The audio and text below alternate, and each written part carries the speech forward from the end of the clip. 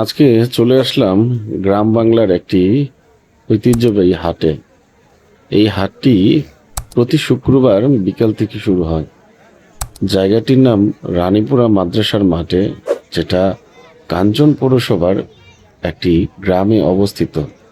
নারায়ণগঞ্জের রূপগঞ্জে কাঞ্চন পৌরসভার রানীপুরা গ্রামে রানীপুরা মাদ্রাসার মাঠে এই হাটটি প্রতি শুক্রবারে অনেক জমজমাটভাবে জমে ওঠে।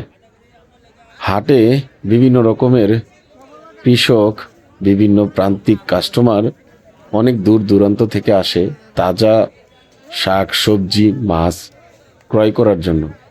এদিকে কৃষকরাও তাদের প্রতি সপ্তাহের জমিয়ে রাখা ফসল এখানে বিক্রি করতে নিয়ে আসে।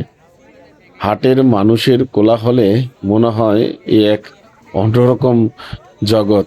মনে হচ্ছে আমরা সেই 90-এর দশকে চলে গিয়েছি, যেখানে বসে বসে মানুষ মাটিতে বসে মাছ বিক্রি করে, শাকসবজি বিক্রি করে, চারদিকে পাখির কোলাহল, কিচিরমিচির, মানুষের হট্টগোল।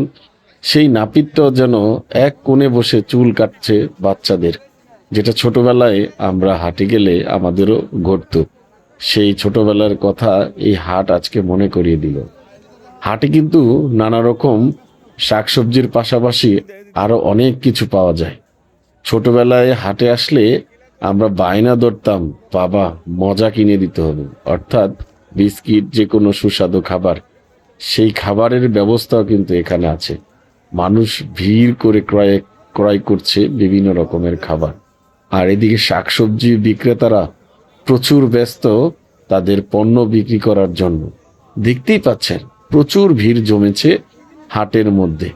সাপ্তাহিক বেচাকেনা মনে হয় প্রত্যেকটা মানুষের একটা নার্ভিস দিন কাটছে, কারণ এই সপ্তাহে মালগুলো বিক্রি করতে না পারলে পরের সপ্তাহে আবার একটু পেরেশানিতে পড়ে যাবে।